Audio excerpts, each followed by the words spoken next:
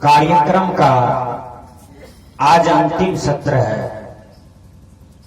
अंतिम सत्र में कुछ खास निवेदन है, वह इस प्रकार है।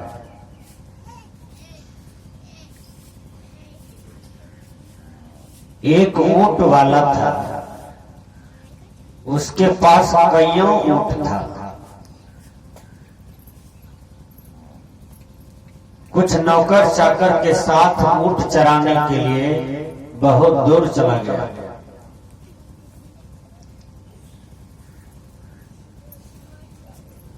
शाम जहां पर होता है, ऊंट को जोड़ा जाता है। ऊंट को जोड़ते जोड़ते जोड़ते एक ऊंट के लिए रस्सी घट जाता है।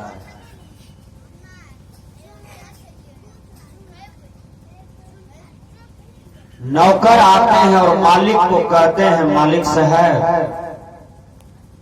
सभी ऊंट बांधे चले गए, एक ऊंट के लिए रस्सी घट गया है।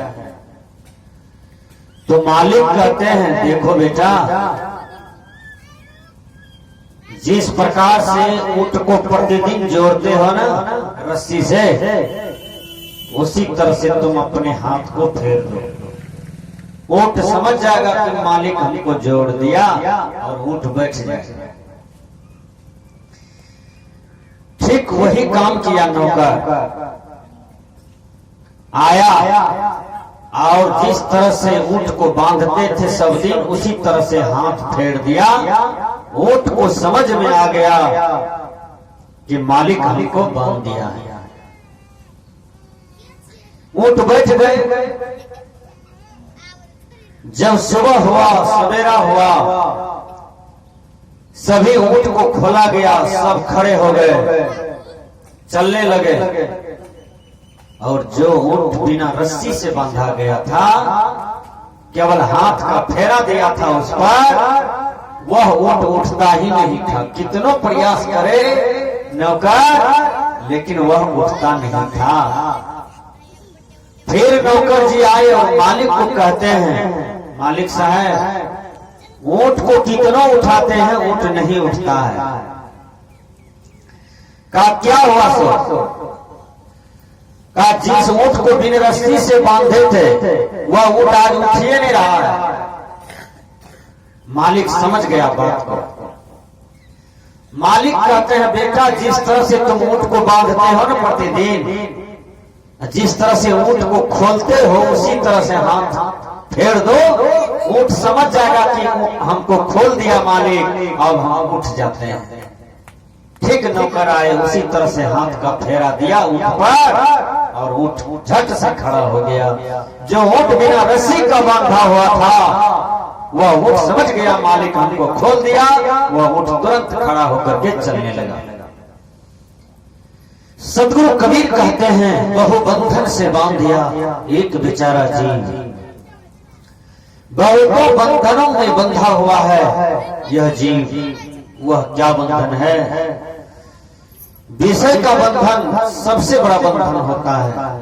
भोग का बंधन सबसे बड़ा बंधन होता है। जहां अतिशय भोग है वही रोग है। जहां अतिशय विषय प्रपंच है, वहां अशांति है, वही दुख का सागर है। तो विषय प्रपंच, प्रपंच का मतलब क्या होता है? आवश्यकता से ज्यादा कुछ रखना, आवश्यकता से कुछ ज्यादा करना, आवश्यकता से कुछ ज्यादा बटोर लेना और उसमें मन को टिकाए रहना, इसी को प्रपंच कहता है। उसी में मन को बांधे रहना, इसी को प्रपंच कहता है।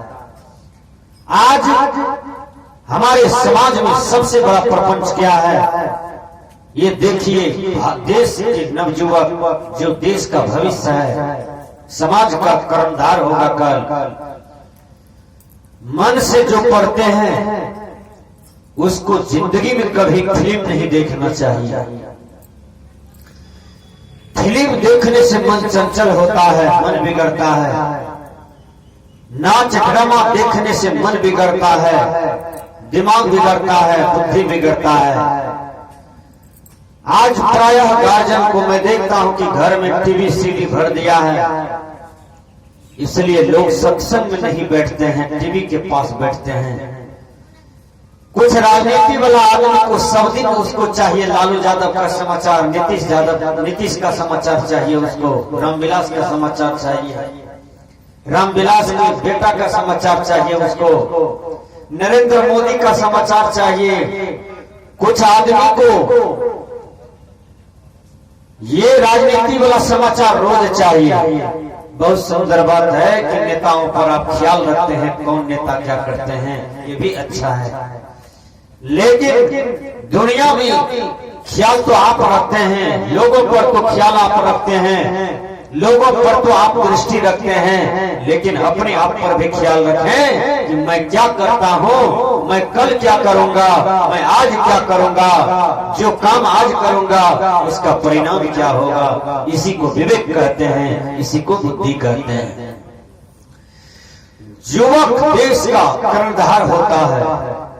आज हमारे समाज में जो युवक एक क्लास से लेकर के बीए, एमए, पीएचडी करते हैं, कल वही इस समाज का सरपंच बनता है, कल वही इस समाज का मुखिया बनता है, कल वही इस समाज का प्रधानमंत्री बनता है, कल वही इस देश का राष्ट्रपति बनता है। जो युवक खैनी लेटा के खाते हैं, दूसरे को खिलाते हैं, वो गंदा काम करते हैं। जो युवक गांजा पीते हैं, 10 गजरियों को तैयार करते हैं, वो गंदा काम कर रहे हैं। जो युवक दिन भर ताश खेलते हैं, पढ़ते नहीं हैं, जो युवक दिन में कुछ भी काम नहीं करते हैं, केवल खा लेते हैं, मोटरसाइकिल लेकर के घूमते रहते हैं और गलत साथियों के बीच जाते रहते हैं, यहाँ कुटमेती, वहाँ कुटमेती, वहाँ यहाँ वहाँ भागते रहते हैं, मन से पढ़ते नहीं हैं, वो अपने भविष्य को बिगाड़ लेते हैं। ऐसा युवक देश का कर्णधार नहीं बन पाता है, वह समाज में कुछ नहीं बन पाता है, वह परिवार को कुछ दे नहीं पाता है। कल जवानी के उन्माद में, कल जवानी की जोश में उम्र आता है और वह युवक शादी कर लेता है। 10 टका कमाने का ढंग नहीं है, 50 टका कमा नहीं सकता है, 100 रुपया कमा नहीं सकता है और गार्जियन का बोझ बन जाता है, माँ बाप का बोझ बन जाता है। इसलिए रहमान कवि ने निर्देश किया है, ब्याह एक ब्याद है, सको तो चाहे बचाए, पैर में बेड़ी देत है, ढोल बजाए बजाए। रहमान कवि कहते हैं, ये संसार के लोग वह युवक का, वह पुत्र का शादी नहीं करना चाहिए जो अपने पैर पर खड़ा नहीं है। विचार कीजिएगा। एक मन चला युवक था, ध्यान से सुनिए।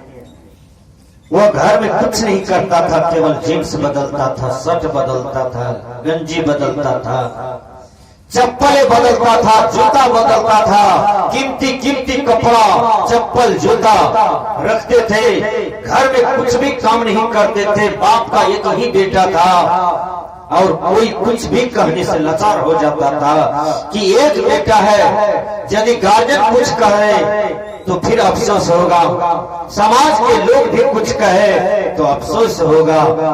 विचार कीजिए।